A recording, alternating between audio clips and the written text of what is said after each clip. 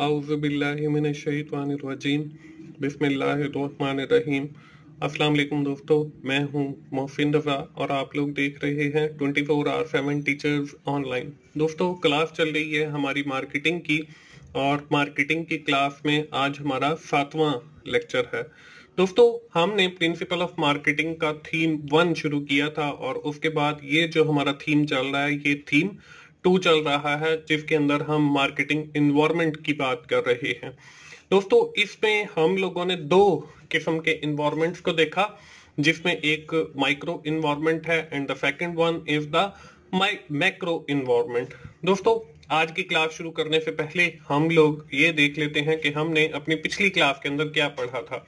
दोस्तों, पिछली क्लास के अंदर हम लोगों ने बात की थी मार्केटिंग इन्वायरमेंट के हवाले से। First of all I will describe you the proper definition of the environment, और मैंने आपको बताया था द सराउंडिंग जो हमारे इर्द गिर्द हैं उनको हम इन्वायरमेंट कहते हैं। उसके बाद हमने मार्केटिंग इन्वायरमेंट को देखा। उसके साथ ही हम लोगों ने 2 किस्म के इन्वायरमेंट, माइक्रो इन्वायरमेंट और मैक्रो इन्वायरमेंट को अलग अलग देखा कि what is the main difference between the micro environment and the macro environment. In our previous lecture we have already studied about the micro environment, और हमने टाइम की किल्लत की वजह से जो है वो मैक्रो इन्वायरमेंट को जो है वो छोड़ दिया था। तो आज की क्लास में हम लोग जो है देखेंगे कि मैक्रो इन्वायरमेंट क्या होता है, उसके अंदर देखेंगे डेमोग्राफिक इन्वायरमेंट से क्या मुराद है, और हम देखेंगे कि कैसे हम मैक्रो इन्वायरमेंट का एनालिसिस करते हैं थ्रू द पेस्ट एनालिसिस, जिसमें हम पॉलिटिकल इन्वायरमेंट को देखते हैं, इकोनॉमिकल इन्वायरमेंट को देखते हैं, सोशल इन्वायरमेंट को देखते हैं और टेक्नोलॉजिकल इन्वायरमेंट के। ये जो 4 पॉइंट हैं, political, economical, social and technological, ये जो 4 फैक्टर हैं ये कैसे हमारे मैक्रो इन्वायरमेंट के ऊपर असरअंदाज होते हैं। तो चलिए दोस्तों, हम आज की क्लास शुरू करते हैं। और आपको ये जो स्लाइड है ये वही हमारी पुरानी स्लाइड है जिसके अंदर मैंने आपको micro environment and macro environment के हवाले से बताया था। The micro environment is the environment which is close to the company. मैंने आपको बताया था कि माइक्रो इन्वायरमेंट से मुराद ऐसा इन्वायरमेंट है that is very close to the company, जो आपकी कंपनी के साथ वेरी क्लोज होता है। This is safe environment and secure environment under which the firm works. ये सेफ और आपका सिक्योर इन्वायरमेंट है जिसके अंदर आपकी कंपनी काम करती है। The micro environment consists of organization itself, supplier, intermediaries, competitor, customer, and the general public. They are also called the task environment. They are also called the makers and breakers environment. तो ये हमने micro environment के हवाले से पढ़ा। इसके साथ मैंने आप लोगों को मैक्रो इन्वायरमेंट का भी बताया था। The macro environment is the environment which is not close to the company, जो कंपनी के ज्यादा क्लोज नहीं होता। That is related to the external environment, ये आपका एक्सटर्नल इन्वायरमेंट होता है। और ये आज की क्लास का हमारे वेरी गौर टॉपिक है। तो दोस्तों, अगली स्क्रीन के ऊपर आपको मैक्रो इन्वायरमेंट का जो फर्स्ट इन्वायरमेंट है, जिसको हम डेमोग्राफिक इन्वायरमेंट भी कहते हैं, वो आपको स्क्रीन के ऊपर नजर आ रहा है। Demographic are the study of population based on the factor such as age, race, gender, size, density, location, occupation की। इसके अंदर हम डेमोग्राफिक चीजों को देखते हैं। हम जो है इन्वायरमेंट को देखते हैं कि कैसे जो है लोगों के different group with respect to the age, with respect to the race, with respect to the gender, with respect to the size, with respect to the location और आपकी आमदनी के हिसाब से कैसे मार्केटिंग पर असर अंदाज होते हैं। फॉर एग्जाम्पल, हम एक प्रोडक्ट बनाते हैं जिसको फीमेल्स बहुत ज्यादा लाइक करती हैं, लेकिन मेल की एक ऐसी क्लास भी है जो उस प्रोडक्ट को लाइक नहीं करती। तो ये आपका डेमोग्राफिक इन्वायरमेंट है कि ये on the basis of gender है कि फीमेल जो है आपकी उस प्रोडक्ट को लाइक करती हैं और जो मेल हैं वो उस प्रोडक्ट को लाइक नहीं करते। तो हमें मेल के लिए जो है वो एक अलग से प्रोडक्ट बनानी पड़ेगी। तो ये है हमारी with respect to the gender. Age के हिसाब से भी हो सकता है कि हम जो है एक टॉय बनाएं जो बच्चों के लिए हो। अब बड़े ये चाहते हैं कि हमारे लिए भी कोई ऐसी गेम होनी चाहिए या कोई ऐसा टॉय होना चाहिए जिसके जरिए हम जो है, खिलौना होना चाहिए जिसके जरिए हम भी खेल सके, जिसके जरिए हमें भी एंटरटेनमेंट मिल सके। तो ये आपका with respect to the age हो जाएगा।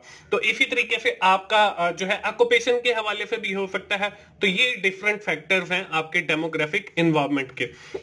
इसके बाद दोस्तों हमारे जो मैक्रो इन्वायरमेंट है, इसके अंदर एक चीज और है जिसको हम पेस्ट एनालिसिस कहते हैं। अब पेस्ट क्या है? पेस्ट जो है basically it is the abbreviation of आपका political, economical, social and technological. तो इसमें ये 4 फैक्टर आते हैं जो आपके मैक्रो इन्वायरमेंट को इफेक्ट करते हैं। हम बारी बारी जो है इनको देख लेते हैं कि पॉलिटिकल फैक्टर कैसे मार्केटिंग इन्वायरमेंट को अफेक्ट करता है, इकोनॉमिकल फैक्टर कैसे अफेक्ट करता है, सोशल कैसे इफेक्ट करता है और टेक्नोलॉजिकल कैसे करता है। हम जो है सबसे पहले देखते हैं पी यानी कि political factor is one of the external environment factor. ये हमारा एक्सटर्नल इन्वायरमेंट फैक्टर है which affect the business both positively and negatively. कि ये आपके बिजनेस को पॉजिटिवली भी अफेक्ट करता है और नेगेटिवली भी अफेक्ट करता है। Before entering into the new business the company must know each and everything about the legal and political environment of the country। कि जब भी कोई नई कंपनी आती है बिजनेस के अंदर या किसी भी इंडस्ट्री के अंदर, तो they must see the legal and the political environment of the company. वो उस कंट्री के जो है लीगल कानूनी जो पेश गोइयां होती हैं और या रूल्स एंड रेगुलेशंस होते हैं या जितनी भी लीगल आपकी रिक्वायरमेंट्स होती हैं उनको भी देखेगी और आपके देखेगी कि पॉलिटिकल इन्वायरमेंट कैसा है, कि ये पॉलिटिकली स्टेबल है कंट्री या नहीं है। अगर पॉलिटिकली स्टेबल नहीं है तो उस सूरत में वो कंपनी उस इंडस्ट्री के अंदर नहीं आएगी। The government will make policies to protect companies. Government जो है वो मुख्तलिफ पॉलिसीज बनाती है कंपनीज को प्रोटेक्ट करने के लिए, टू प्रोटेक्ट कस्टमर को प्रोटेक्ट करने के लिए, as well as to protect the company और कंपनीज को प्रोटेक्ट करने के लिए। तो ये डिफरेंट हमारे पास पॉलिटिकल सिचुएशंस हैं। Before entering into the new business you must see on the political environment. आपने पॉलिटिकल जो फैक्टर है उसको जरूर देखना है।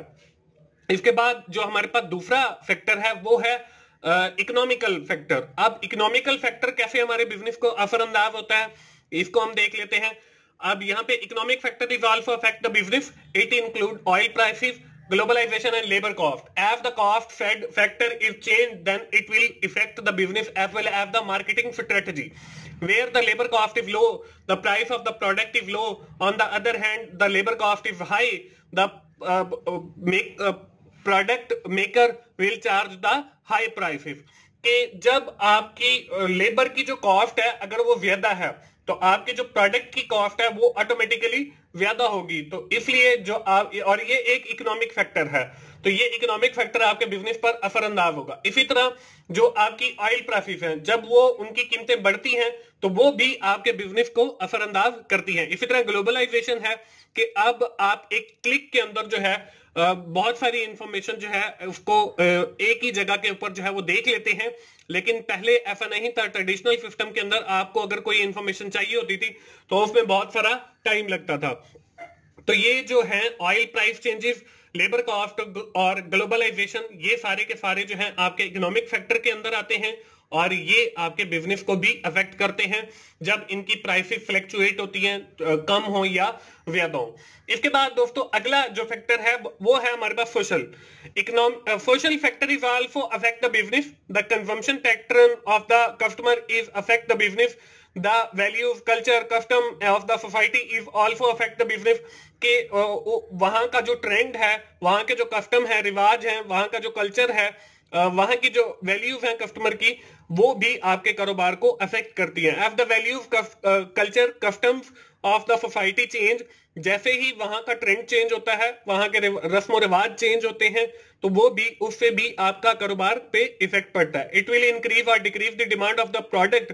या हम कह सकते हैं कि जो है लाहौर के अंदर पेंट बहुत ज्यादा पहनी जाती है, तो जैसे ही वो पेंट भी डिफरेंट डिजाइन की पहनी जाती है, वहां पे जीन्स का भी ट्रेंड हो सकता है, वहां पे ड्रेस पेंट का भी ट्रेंड हो सकता है। तो जैसे ही ट्रेंड चेंज होता है सलवार कमीज के ऊपर, तो उससे जो पेंट इंडस्ट्री का बिजनेस है वो लाहमाला आपका इफेक्ट करता है। तो ये वहां का कस्टम या रिवाज भी है जो चेंज हुआ, तो इससे आपके कारोबार पे भी इफेक्ट पड़ा। तो सोशली भी जो है आपका बिजनेस इफेक्ट होता है जब आपका सोशल फैक्टर जो है वो बिजनेस के ऊपर इफेक्ट करता है।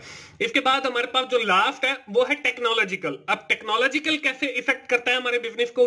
इन the last few decades there is drastic development in the technology and we are in favor of advanced technology because we are in favor of the convenience and ease। के लोग जो है वो पहले ही आसानी चाहते हैं, तो इसलिए जो है वो टेक्नोलॉजी को ज्यादा फेवर करते हैं। New product and services are imaginable due to the new technology. This new technology have affect every phase of our life. If we are looking back like few years ago, we will see how we shop too, how we travel too, how we link ourself. कि हमें जो है पहले अगर कोई चीज खरीदने के लिए जो है किसी शॉप को तलाश करना पड़ता था, फिर वहां पे जाना पड़ता था ट्रेवल करके, और फिर हम वहां से कोई चीज खरीद सकते थे।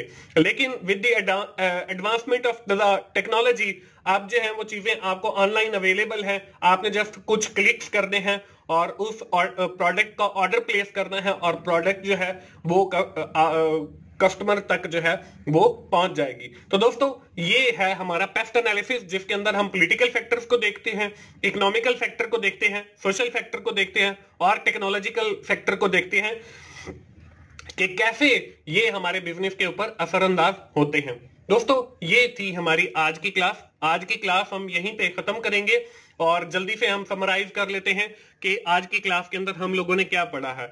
आज की क्लास के अंदर भी हमने अपनी जो डिस्कशन है वो एनवायरनमेंट के हवाले से जारी रखी और हमने जो दूसरी टाइप्स थी मैक्रो एनवायरनमेंट की, जो हमने पिछली क्लास के अंदर कवर नहीं की थी, उसको स्टडी किया। इसमें जो डिफरेंट फैक्टर हैं जैसे डेमोग्राफिक एनवायरनमेंट है और पेस्टल एनालिसिस है, इसको हमने विद इन डिटेल देखा और मैंने आपको जो है वो समझाया कि कैसे ये फैक्टर जो है आपके एनवायरनमेंट के ऊपर, मैक्रो बिजनेस के ऊपर जो है असरअंदाज होते हैं।